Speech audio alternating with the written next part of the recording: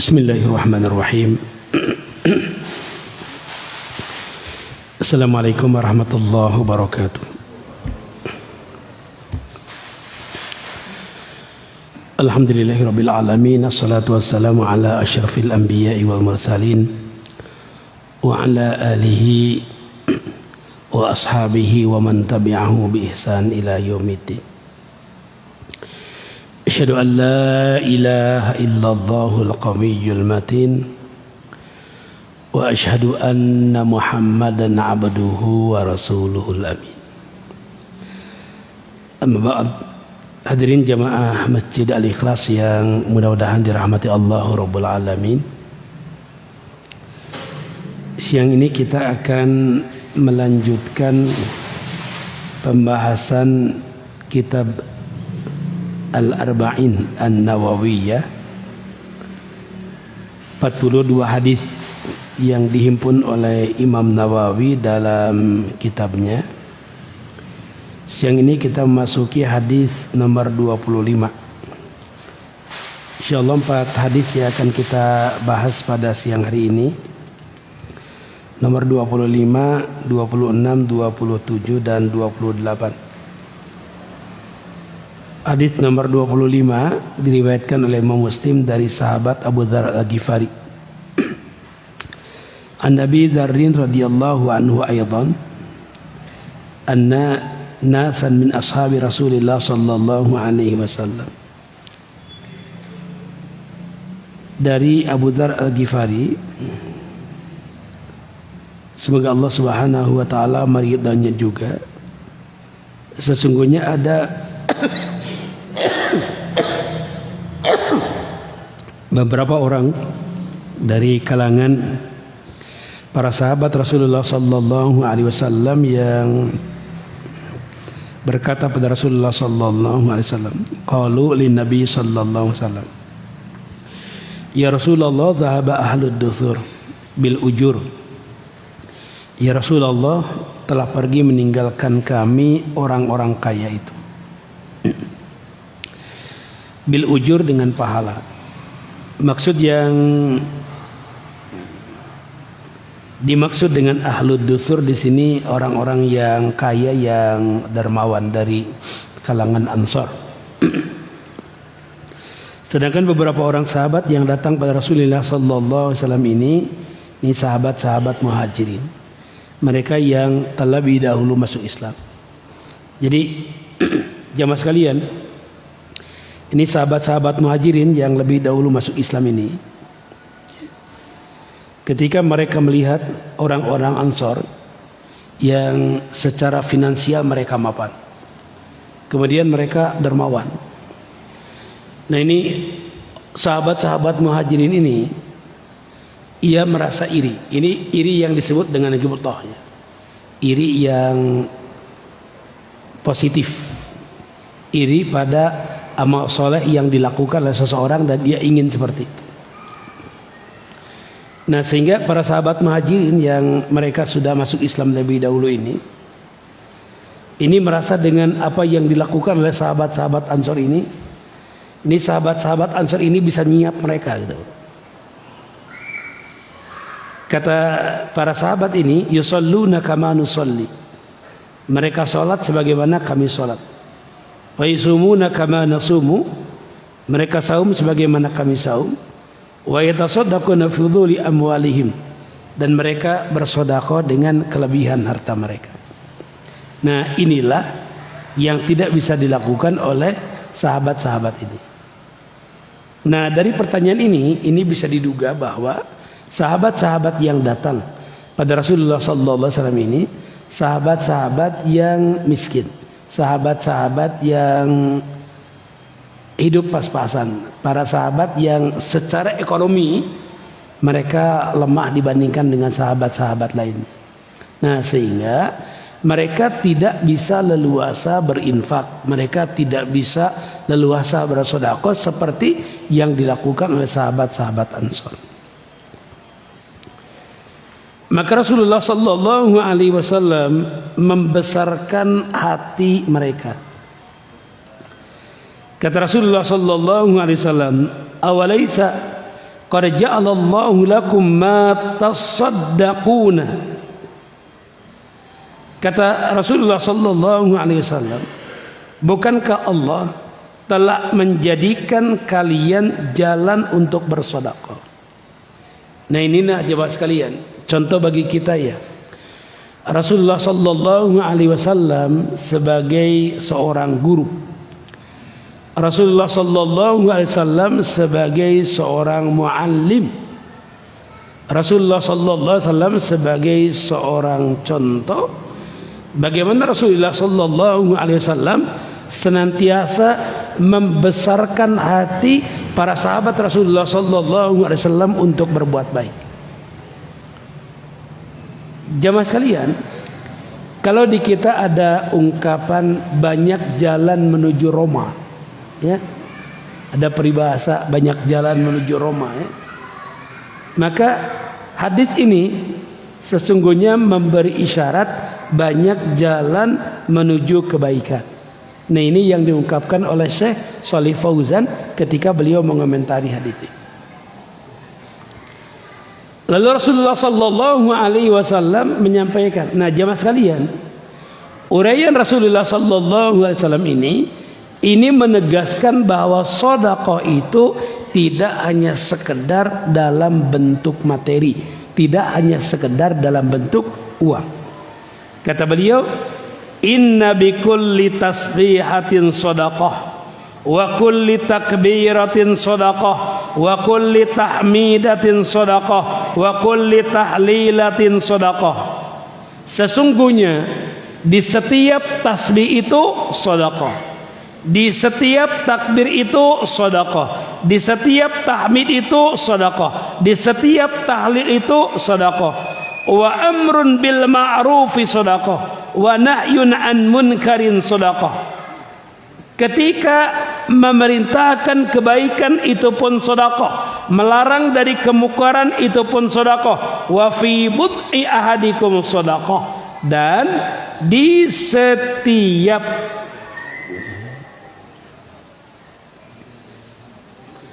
berhubungan intim itu pun sedekah.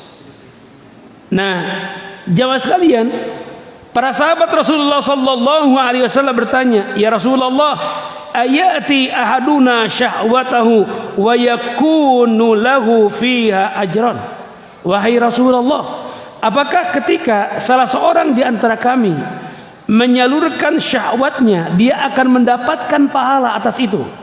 Maka kata Rasulullah sallallahu alaihi wasallam, "Ara'aitum law wada'aha fi haramin akana alaihi wizrun, fakadzalika idza wada'a fil halal kana lahu ajr." Bukankah ketika seseorang menyalurkan syahwatnya pada sesuatu yang haram, dia mendapatkan dosa, maka ketika dia menyalurkan syahwatnya pada sesuatu yang halal, dia pun akan mendapatkan pahala. Nah, inilah uraian Rasulullah sallallahu alaihi wasallam untuk membukakan cakrawala kita tentang makna sedekah. Bahkan jamaah sekalian, ada di dalam satu hadis disebutkan, tabassumuka fi wajhi akhika laka sedekah. Senyummu pada saudaramu adalah sedekah. Jadi ketika kita berwajah ramah gitu, kita berwajah ramah, kita tersenyum ketika bersua dengan saudara kita, maka itu pun termasuk sedekah. Dalam rangka apa? Dalam rangka menggembirakan hatinya, ya. Tapi kalau dari rumah ke sini senyum-senyum sendiri, nah kalau itu tidak termasuk sedekah kalau itu. Bahkan orang nanya-nanya, ini kenaon cenah seserian sorangan. Gitu. Nah, jamaah sekalian, yang berikutnya hadis nomor 26.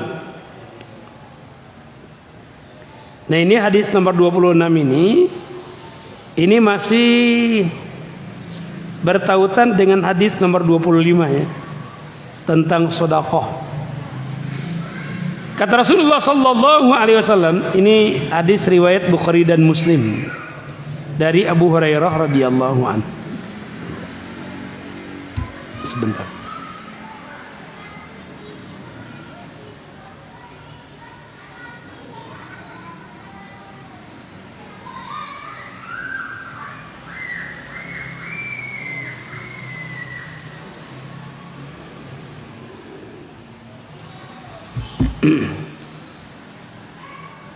An Abi Hurairah radhiyallahu an, dari Abu Hurairah, semoga Allah Subhanahu wa taala meridhoinya, ia berkata, qala Rasulullah sallallahu alaihi wasallam, telah bersabda Rasulullah sallallahu alaihi wasallam, kullu sulami minan nasi alaihi shadaqah. Setiap persendian manusia itu diwajibkan untuk bersedekah kulla yaumin tatlu fihi syamsu, setiap hari mulai matahari terbit. Pada hadis yang diriwayatkan oleh Imam Muslim dijelaskan, innahu khuliqa kullu insanin min bani Adam ala sittina wa thalathimi'atin mafsil. Sesungguhnya setiap keturunan Adam itu diciptakan memiliki 360 persendian. Berarti kalau dihubungkan ini, ya, kalau setiap persendian itu satu sedekah, berarti kita bersedekah itu berapa? 360 kali.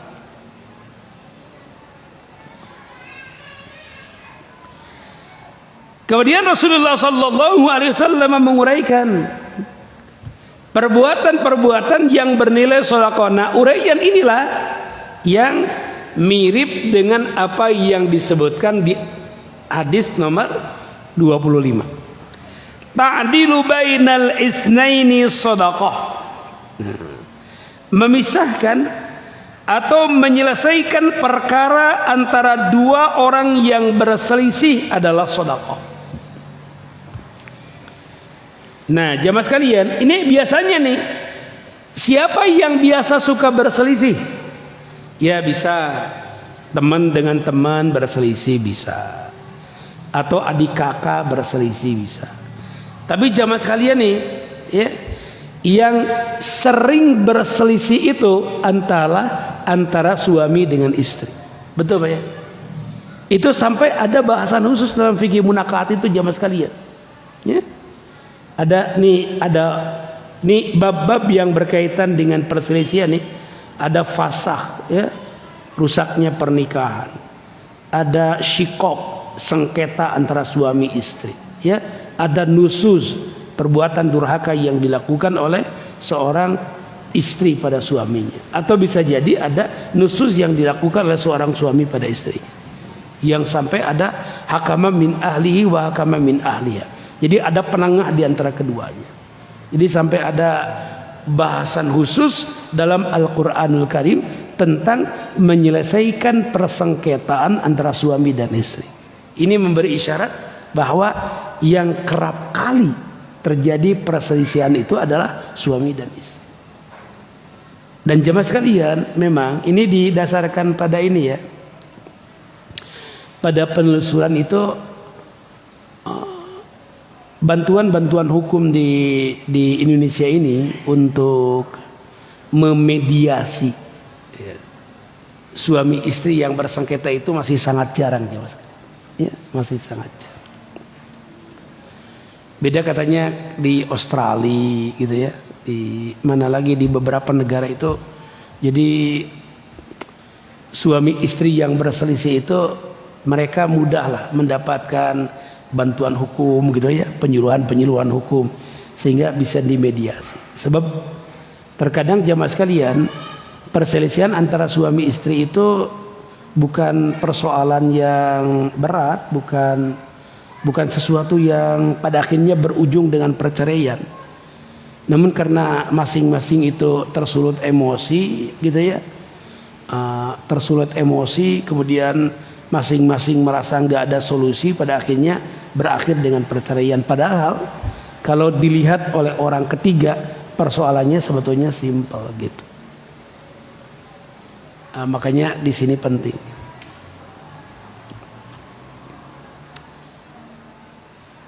Nah, kalau kita bisa melerai, ya, menyelesaikan perkara antara dua orang yang berselisih, itu sedekah. Wa tu'inur rajul fi dabbatihi, menolong seseorang naik ke atas kendaraannya, itu pun sedekah, ya. Fatahmiluhu 'alaiha, atau mengangkat barang-barangnya, au tarfa'u lahu 'alaiha mata'ahu sedekah.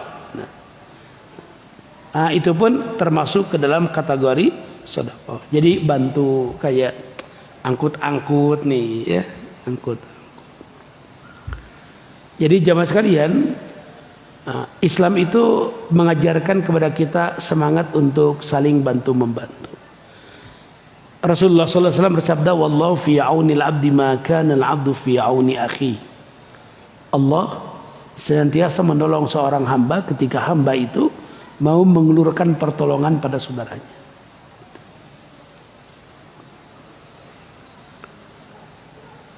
Sekarang kan budaya untuk saling tolong menolong itu mulai luntur dan luntur.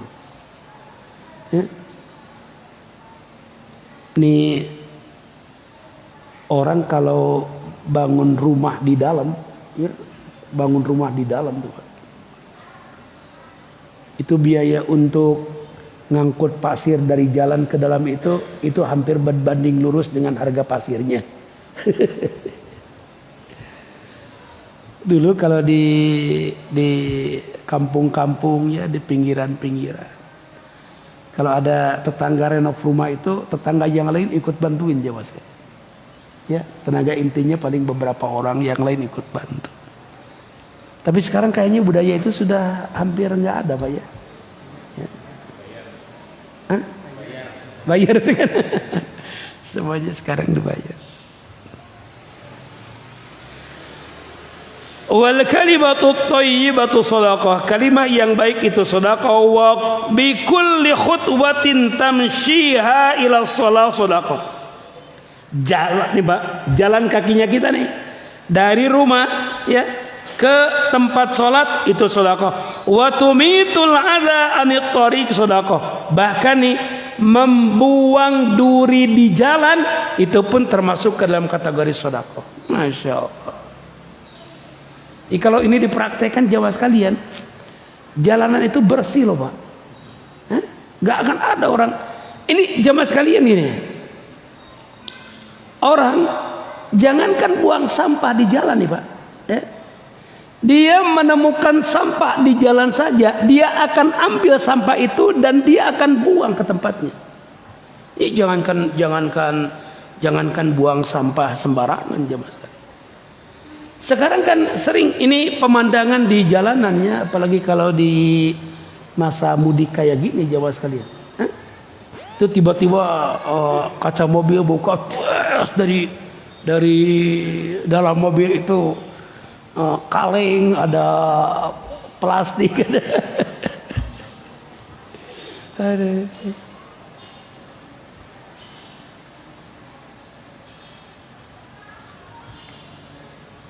Makanya jemaah sekalian, dalam Jami'ul Ulum wal Hikam disebutkan wajibnya sedekah bagi setiap orang dengan setiap anggota badan pada setiap harinya mulai dari matahari terbit. Ibnu Rajab Al-Hambali rahimahullah ta'ala mengatakan, susunan tubuh dan selamatnya anggota badan merupakan nikmat bagi hambanya, nikmat Allah bagi hambanya. Maka semua tulang dari tubuh ini punya bagian bersedekah sebagai bentuk syukur atas nikmat-nikmat yang diberikan. Ini kata keduanya dicoret saja jemaah sekalian.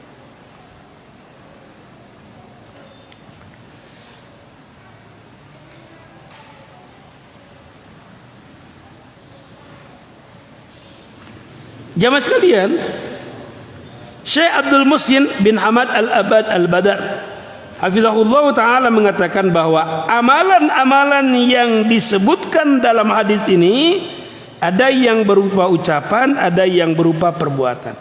Ada amalan-amalan yang qasir, maksudnya manfaatnya untuk diri sendiri, dan ada amalan-amalan yang mutaaddi, manfaatnya untuk orang lain.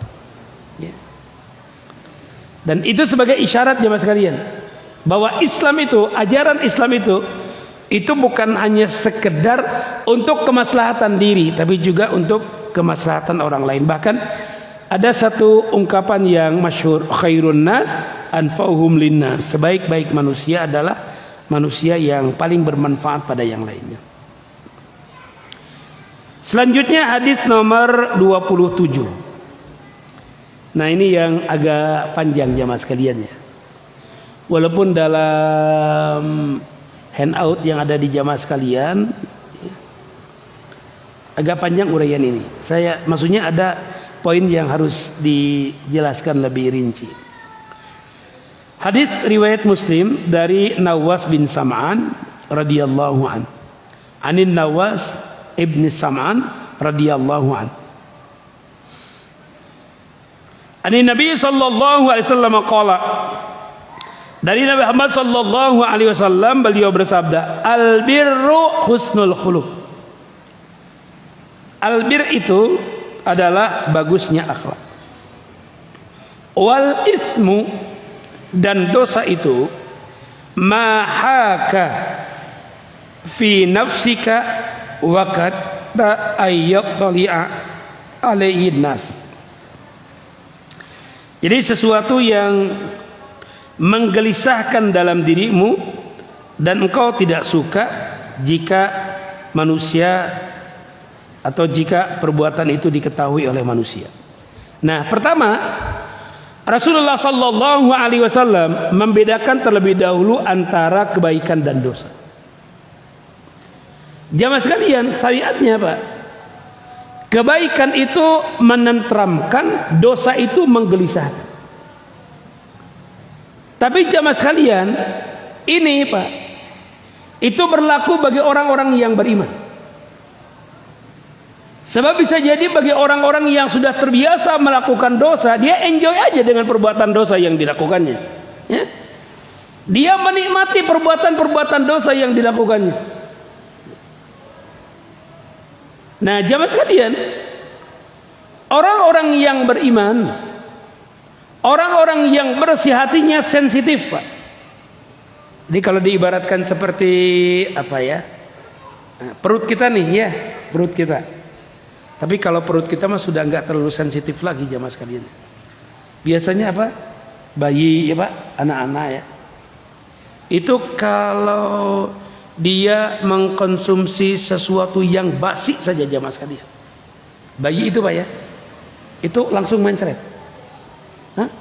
Sensitif Pak ya, langsung mencret. Nah jamaah sekalian,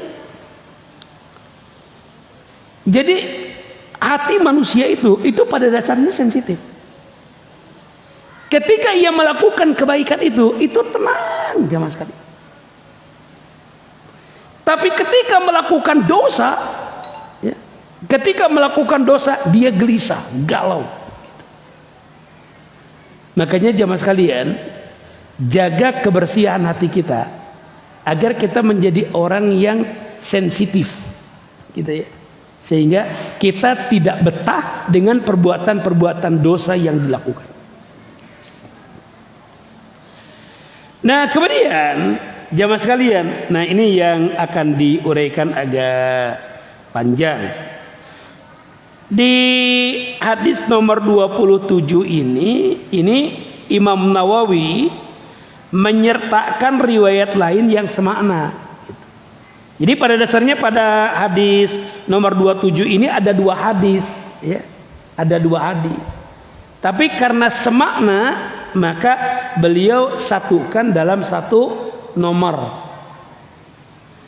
Wa an Wabisah bin Ma'bad, dari Wabisah bin Ma'bad. Nah, jamaah sekalian, siapakah Wabisah bin Ma'bad itu?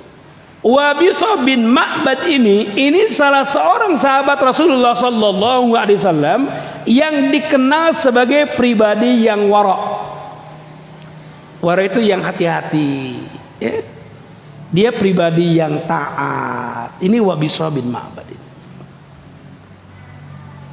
Ia berkata, ataitu Rasulullah sallallahu alaihi wasallam faqala, saya mendatangi Rasulullah sallallahu alaihi wasallam. Faqala, ia berkata, ji'tu tas'alu anil birri wal ismi.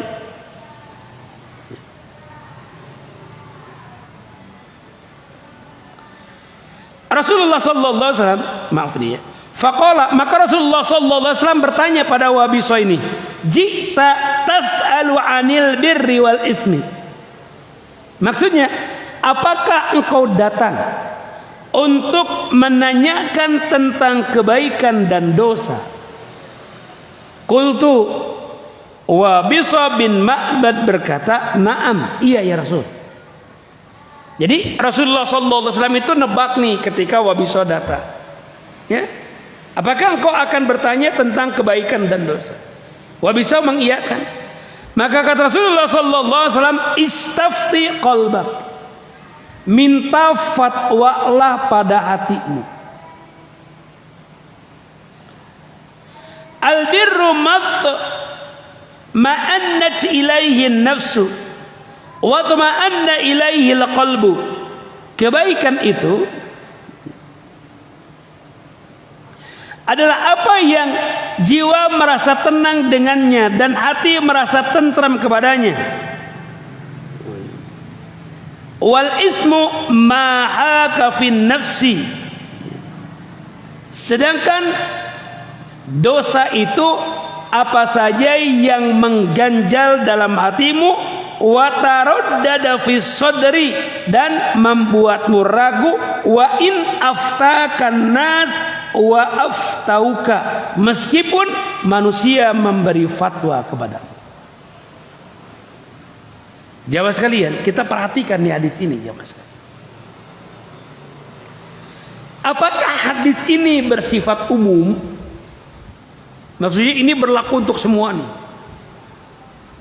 Jadi gini jamaah sekalian, kalau ada sesuatu ini boleh, jangan, boleh, enggak, boleh, enggak, boleh, enggak, boleh, enggak. Kalau pakai hadis ini, istafti qalbak, minta fatwa pada hatimu. Jamaah sekalian, kalau ini berlaku umum bahaya jamaah sekalian. Ya? Orang akan melakukan saenae udele dewe. Ya? Ketika ditanya, kenapa kamu melakukan itu? Oh, saya sudah minta fatwa sama hati saya. Begitu maksudnya jamaah sekalian. Pertama, jamaah sekalian, bagi orang-orang yang beriman itu, pegangannya adalah Al-Quranul Karim dan Sunnah Rasulullah Sallallahu Alaihi Wasallam. Itu dasarnya Pak ya. Jadi maksudnya gini jamaah sekalian. Ketika ada persoalan, ini halal atau tidak, ini haram atau tidak, gitu Pak. Ya, ini boleh dilakukan atau tidak, maka rujukan seorang mukmin adalah Al-Quranul Karim dan Sunnah Rasulullah Sallallahu Alaihi Wasallam. Itu yang jadi rujukannya. Jadi bukan gini, bukan baper, bukan nanti ya saya mau tanya dulu sama hati saya, ini kira-kira kecenderungannya kemana? Enggak. Ini keliru kalau memahami hadis ini ke situ jamaah sekalian. Ini dua hadis nih, ya Pak, dua hadis nih. Ini kok dua-duanya ini hadis tapi bertentangan ini. Ya. Maka nggak bisa gini jamaah sekalian, ntar saya kecenderungan hati saya mau ke hadis yang mana ini? Ya enggak gitu jemaah sekalian. Ditelusuri ini dari sisi mustalahul hadis. Apakah kedua hadis ini bisa diterima atau tidak? Ataukah salah satu hadisnya itu sahih, yang lain dhaif? Nah, kan gitu jemaah sekalian.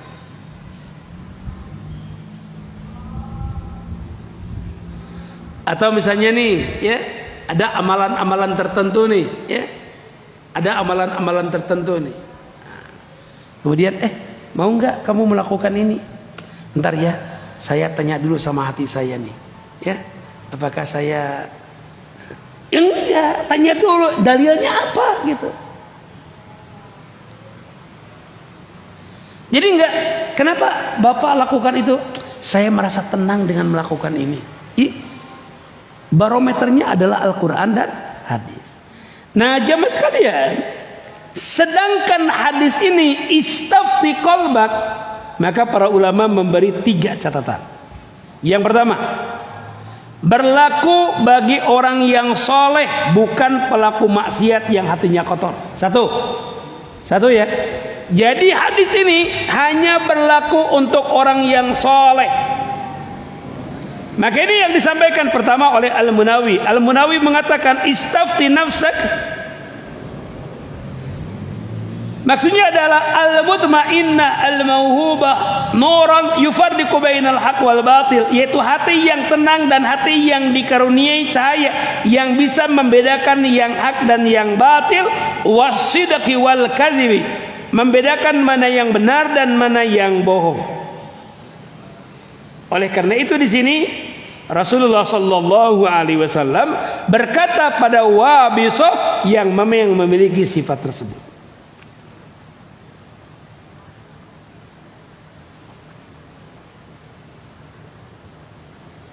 Kemudian dalam Dalilul Falihin, Ibnu Alan Asy-Syafi'i mengatakan, makna istafti qalbak ay utlub al-fatwa minhu. Maksudnya minta fatwa Allah pada hatimu. Ini merupakan isyarat tentang keadaan hati orang yang diajak bicara, yaitu hatinya Wabisah, bahwa hatinya masih suci di atas fitrah, belum terkotori oleh hawa nafsu terhadap sesuatu yang tidak diridhoi oleh Allah. Lalu Nabi menjelaskan buah dari meminta fatwa dari hati yang demikian, dan bahwa di sana ada jawaban dan di apa yang ditanyakan. Jamaah sekalian, bisa jadi satu ketika, Pak, ya, ada persoalan-persoalan yang sama, ya, persoalan-persoalan yang sama. Ini apa yang mesti dilakukan ini, ya Pak? Ini apa yang mesti dilakukan itu?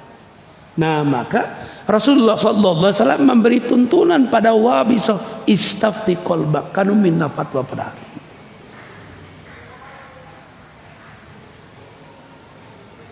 Ya.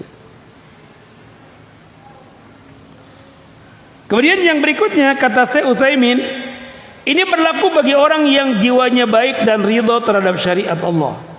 Adapun orang yang fasik dan fajir, mereka tidak bimbang dalam melakukan dosa. Engkau temui sebagian orang ketika melakukan maksiat, mereka melakukannya dengan lapang dada. Wal'iyadzubillah. Maka ini tidak teranggap. Namun yang dimaksud di sini ada pecinta kebaikan yang diberi taufik dalam kebaikan, yang resah ketika melakukan kesalahan, hatinya tidak tenang dan sesak dadanya, maka ketika itulah dosa.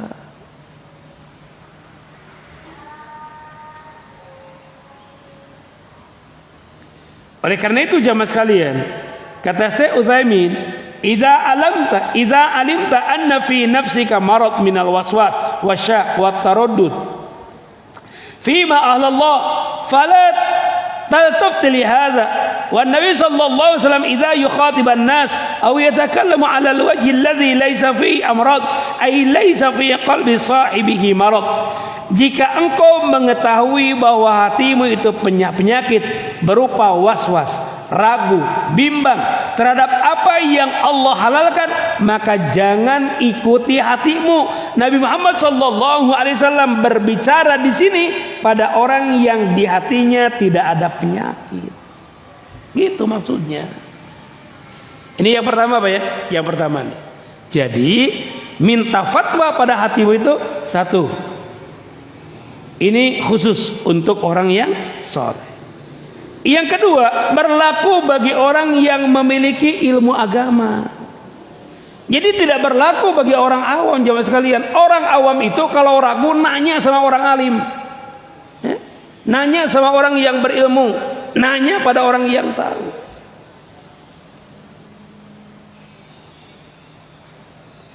Jadi jamaah sekalian, ketika baca nih ya, dalil baca. Kemudian ya nggak bisa. Saya kecenderungan hati saya pada pendapat anu. Yang cenderung siapa? Gitu. Jadi ini hanya berlaku untuk orang yang memiliki ilmu agama.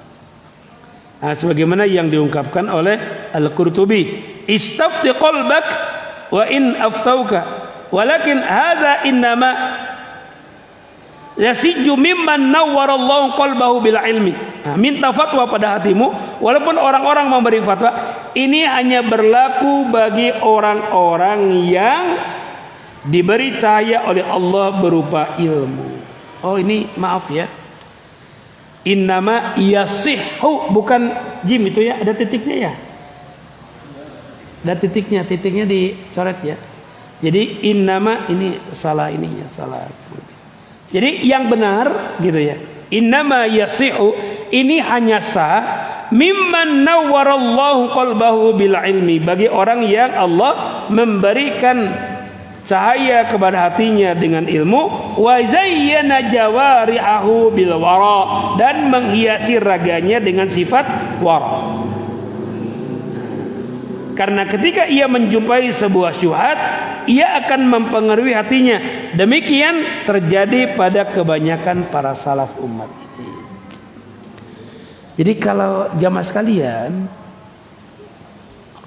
kalau para ulama itu ya, para ulama itu jamaah sekalian, buah dari kebersihan hatinya ya, maka kalau namanya kasyaf ya, maksudnya gini jamaah sekalian,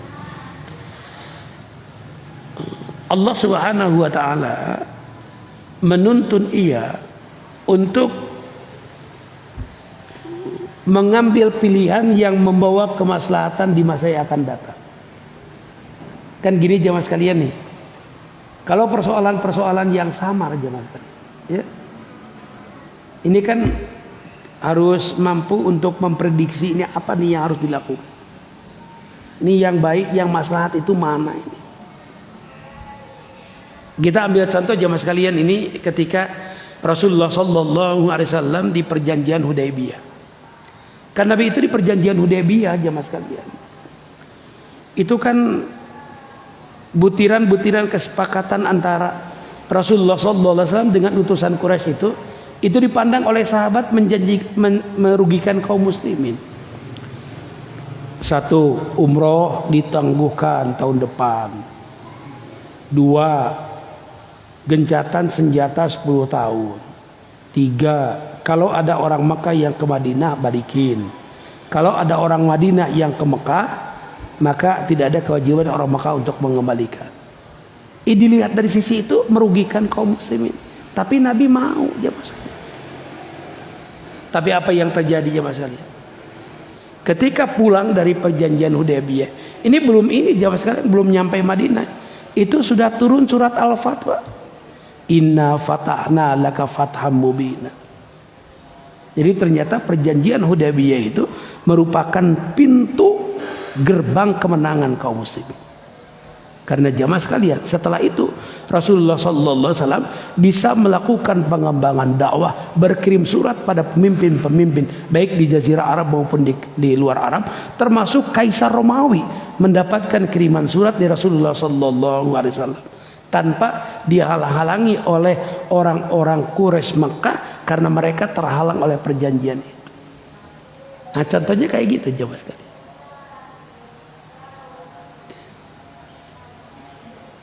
Dan kita banyak menemukan hal-hal seperti itu di kalangan para sahabat Rasulullah SAW juga. Kemudian yang berikutnya, yang ketiga, berlaku pada perkara-perkara syubhat, bukan perkara yang jelas hukumnya. Jadi kalau pada perkara-perkara yang jelas hukumnya, sudah nggak perlu lagi bertanya pada hati jemaah sekalian. Ya telusuri saja didasarkan pada ilmunya. Kalau hadis telusuri, ini hadis yang sahih mana? Para ulama itu jemaah sekalian, ketika mereka berbeda pendapat, Pak, ya, ketika mereka berbeda pendapat, luar biasa ya argumen-argumen yang mereka sodorkan. Saya itu melihat ini diantara ulama kontemporer yang pernah terjadi debat, tapi debatnya debat dalam sebuah karya tulis, yaitu antara Yusuf Qaradawi dengan Syekh Albani. Yusuf Qaradawi itu kan bikin buku judulnya Al Halal wal Haram fil Islam. Halal haram dalam Islam. Itu kan bukunya sudah diterjemahkan. Nah, buku itu jamaah sekalian ditakhrij oleh Albani. Jadi oleh Albani itu ditakhrij. Jadi mana hadis-hadis yang sahih, mana hadis-hadis yang dhaif. Nah, oleh Dr. Yusuf Qaradawi dijawab lagi jamaah sekalian. Contohnya kayak gitu, Pak. Nah, jadi argumentatif gitu, Pak. Enggak misalnya gini, tapi perasaan saya sih hadis ini bisa diterima. Enggak biasa kalau hadis itu bisa diterima, ada standarnya. Ya. Jadi enggak bisa pakai perasaan. Perasaan hadis ini sahih deh. Perasaan siapa? Gitu. Nah, makanya coba sekalian, Syekh Abdul Muhsin Al-Abbas berkata, sabda Nabi, dan dosa adalah yang membuatmu bimbang, yang membuat bimbang hatimu, dan kau tidak ingin diketahui orang. Nah, ada dosa yang sudah jelas. Minal ismi ma yakunu wadihan jaliyat. Ada dosa yang sudah jelas hukumnya. Tapi wa minhu ma ya'uqu fi sadri wa la tatma'innu ilaihi nafs. Nah, ada pula dosa yang tidak jelas yang membuat hati resah dan menyisakan dada. Dan jamaah sekalian, wa yakrahul insan ayyattali alaihi nas li'annahu mimma yustahiyya min fi'lihi wa yahza sahibuhu alsinatan nas fi nailihim minhu. Nah, dan ia tidak ingin diketahui orang-orang karena ia malu melakukannya di depan orang-orang. Ia khawatir orang-orang membicarakannya. Jadi jamaah sekalian, dosa itu ada dosa yang sudah jelas-jelas dosa nih. Kalau yang sudah jelas-jelas dosa ditinggalin jamaah sekalian. Tapi ada sesuatu yang gak jelas tapi ngefek jamaah sekalian. Perasaan gak tenang, tapi ini hati ini nih. Padahal orang sudah bilang gini, udahlah, boleh, silakan aja, gak apa-apa. Ya kan darurat sekarang, gitu. Tapi gak tenang, gitu. Gak tenang, tinggalin.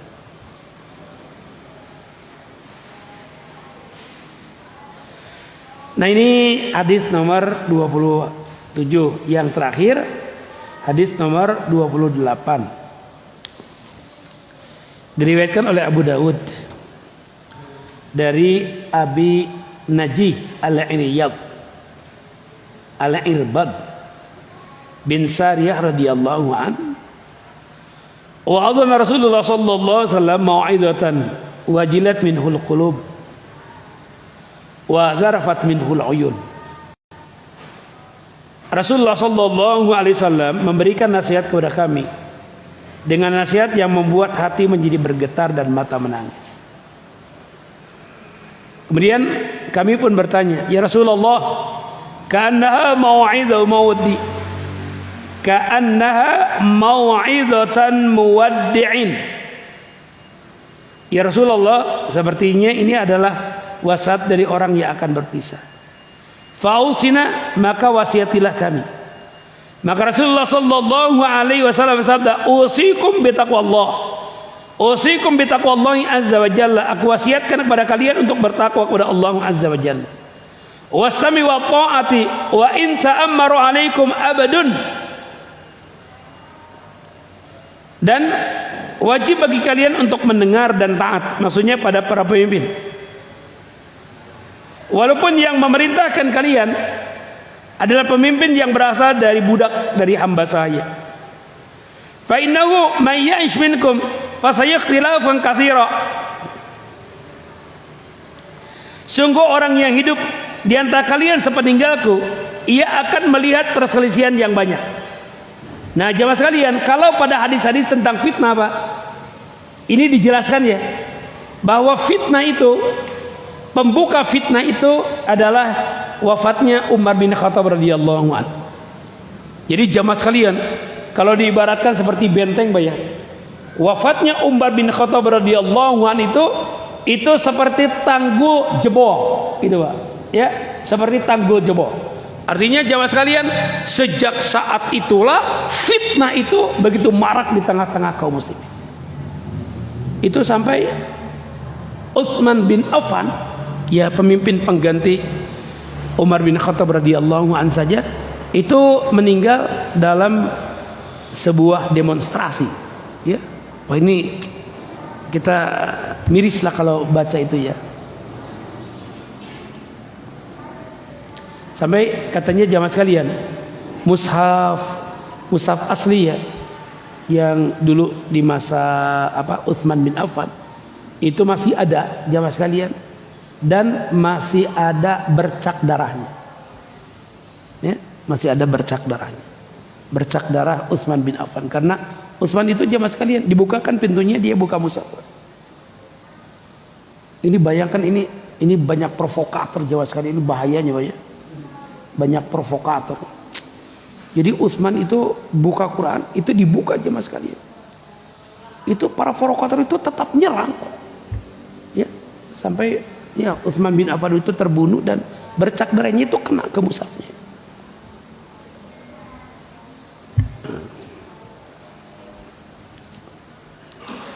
Nah, jemaah sekalian, kemudian fa'alaikum bisunnati wa sunnatil khulafa'ir rasyidin al-mahdiyyin. Kemudian oleh karena itu wajib atas kalian berpegang teguh kepada sunnahku dan sunnah khulafaur rasyidin yang mendapatkan petunjuk. Addu 'alaiha bin nawajid wa iyyakum wa muhdatsatil umur fa inna kulla bid'atin dhalalah.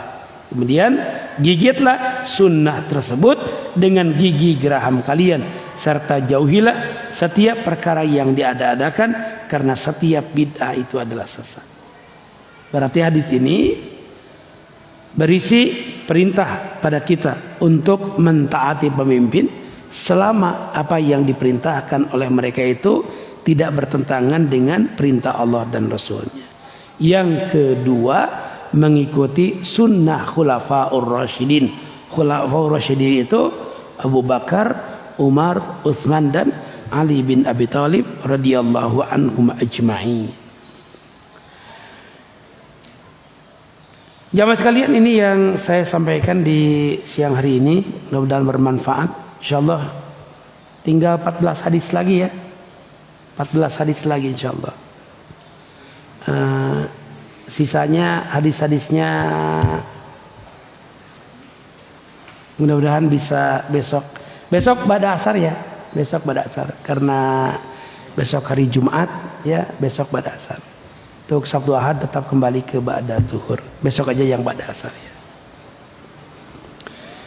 Demikian yang bisa disampaikan. Mohon maaf. Subhanakallahumma bihamdika asyhadu an la ilaha illa anta astaghfiruka wa atubu ilaik. Walhamdulillahirabbil alamin. Assalamualaikum warahmatullahi wabarakatuh.